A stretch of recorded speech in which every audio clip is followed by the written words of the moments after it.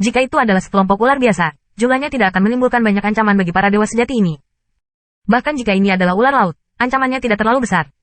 Dengan kekuatan para dewa sejati ini, sejumlah besar ular yang belum bisa saling berdekatan telah berubah menjadi bubuk dengan berbagai cara, dan ancamannya tidak terlalu besar. Bagaimana dengan laut ular? Hanya ular di daerah itu. Berapa banyak? Berapa banyak? Hula. Seorang putra raksasa memberi naga api hitam. Naga api mengalir ke laut ular dan berguling, dan puluhan ribu ular kusut dibakar menjadi abu. Wind Demon, dengarkan pesanan saya. Salah satu dewa di tangan atas mengembun bayangan hijau pucat setelah bayangan mengembun, tiba-tiba berubah menjadi ledakan, bergegas ke laut ular, dan ular yang tak terhitung jumlahnya tiba-tiba rusak oleh angin. Di bawah penghancuran orang-orang, lautan ular yang terburu-buru tidak bisa dilarikan, dan tidak ada ancaman. Bahkan ular terbang dari langit terbunuh dalam sekejap. Hei, ular-ular ini bahkan bukan binatang buas, bahkan jika itu adalah ular laut, apa yang kamu takutkan? Liu Liang, bagaimana bisa kamu takut dengan ular-ular ini? Ular-ular ini seperti memotong sayuran dan memotong sayuran. Banyak dewa sejati tidak setuju dengan ular ini. Liu Liang berkata, bukan itu yang Anda pikirkan, lautan ular ini akan semakin kuat. Seberapa kuat Anda bisa? Seseorang bertanya dengan jijik. Roh ular jarang ada di wilayah para dewa. Sebagian besar dewa sejati tidak mengatakan bahwa mereka telah melihatnya. Bahkan jika mereka belum pernah mendengarnya, tidak jelas apa yang mengerikan. Ini sangat kuat. Jika kamu tidak dapat menemukan roh ular, bahkan kesempurnaan besar akan diikuti oleh ular-ular itu, kata pedang di udara. Dia melambaikan dan mempesona pendekar pedang itu ke segala arah. Tubuh ular terbang di langit tiba-tiba berubah menjadi potongan yang tak terhitung jumlahnya. Ketika dia baru saja selesai berbicara, beberapa orang berkata, itu berbeda. Ular-ular itu semakin kuat. Mereka adalah ular hijau. Binatang buas kelas 1 di tanah yang jatuh. Ada banyak jenis ular dalam dewa, dan perbedaan kekuatannya juga sangat besar. Ular yang lemah juga dapat membunuh orang-orang biasa, dan beberapa ular purba bahkan dapat bertarung melawan orang-orang kudus. Namun, ular purba dalam legenda kuno telah menghilang atau bersembunyi, yang tidak umum. Pendekar pedang mendengar tentang legenda roh ular. Roh ular ini adalah makhluk yang sangat istimewa, atau bukan makhluk sama sekali, tetapi sejenis pesona ular yang tersisa dari zaman kuno. Ketika roh ular muncul, ia akan secara konstan memanggil ular yang tak berujung, menelan semua makhluk di sekitarnya, tanpa meninggalkan kehidupan. Pendekar pedang pernah membaca buku-buku kuno tentang legenda roh ular di antara para pendekar pedang. Dalam catatan buku-buku kuno pedang, roh ular muncul total 3 kali, dan setiap kali roh ular muncul, itu benar-benar dapat menghancurkan kota dewa. Ini termasuk 2, 1 dengan ribuan batu tulis dan 1 dengan 100 lempengan batu. Batu tulis yang menjaga dewa-dewa ini memiliki kekuatan yang luar biasa. Ada banyak dewa di posisi atas, salah satunya adalah konsul besar di kota dewa.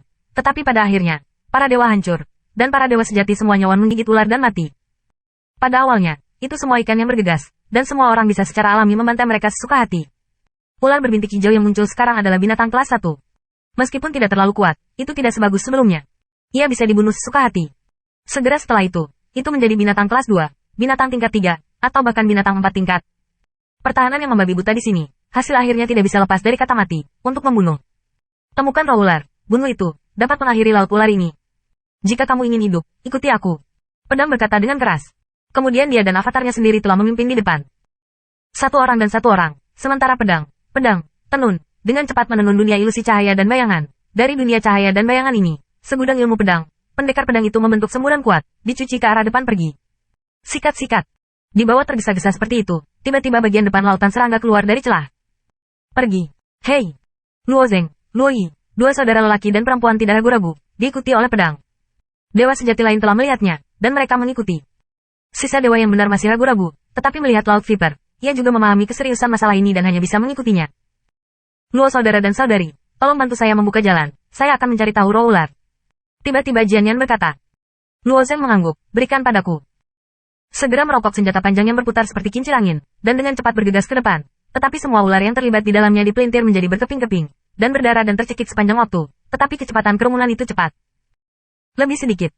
Pedang-pedang masih melayang-layang. Ada terlalu banyak ular di sini, dan pedang perampokan secara alami merupakan tamparan di tenggara dan barat laut. Pedang itu seperti gunung. Jika kamu lemah, jangan melaporkannya. Tujuan yang ingin dia temukan adalah ular-ular tak berujung ini secara alami.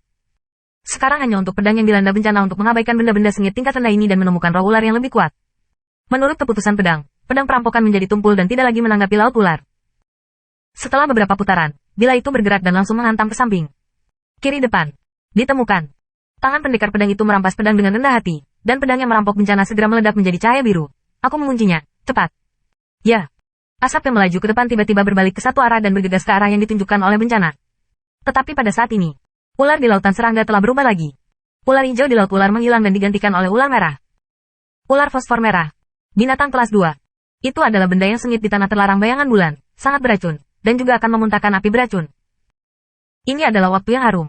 Ular di laut ular menjadi binatang kelas 2. Setelah menunda sebentar, bukankah itu binatang 3 tingkat, 4 tingkat? Tekanan dari ular berbintik hijau pada para dewa sejati tidak terlalu besar. Lagi pula, binatang tingkat rendah ingin melukai tubuh bagian atas. Tapi ular fosfor merah jauh lebih sulit ditangani daripada ular hijau, belum lagi jumlahnya. Dewa-dewa sejati ini tiba-tiba menyadari bahwa keputusan Jian Yan sangat benar. Jika Anda ingin hidup, Anda harus menemukan roh ular dalam waktu singkat dan membunuhnya. Dapat dikatakan bahwa Anda akan berpacu dengan waktu. Hula! Ular fosfor merah itu bergegas menunjuk kepala, mengangkat kepala ular, membuka mulut ular itu, dan memuntahkan api yang mengamuk. Api beracun ular fosfor merah tidak mengerikan. Tapi 100.000, api beracun dari jutaan ular fosfor merah, mengerikan. Setelah air, 5 elemen menyegel pesona. Cahaya perisai. Dewa-dewa sejati yang hadir ada di lokasi, menghalangi api beracun. Di hadapan ular fosfor merah ini, Luo Zeng tidak takut sama sekali, tapi itu adalah yang pertama yang bergegas ke depan. Tidak peduli apakah itu racun atau nyala api, tidak ada ancaman baginya. Hanya ular fosfor merah ini yang merupakan objek sengit kelas 2. Meskipun Luo Zeng masih suka memotong sayuran dan memotong sayuran, ular fosfor merah skala besar terbunuh, tetapi kecepatan kemajuan telah melambat jauh. Ini bukan masalahnya. Pendekar pedang mengendalikan pedang perampokan dan berkata dengan cemas, roh ular mulai melarikan diri. Kami takut bahwa kami tidak dapat mengejar. Kami hanya memiliki waktu San Kiang. Pada saat dupa wangi, ular di laut ular akan berubah. Meskipun gelombang berikutnya tidak tahu jenis ular apa, tetapi ia harus menjadi binatang 3 tingkat, dan lain kali wangi, adalah binatang 4 tingkat. Jika roh ular mengubah piton ini menjadi binatang 5 tingkat, bahkan jika itu adalah penyempurnaan yang hebat, itu akan mati.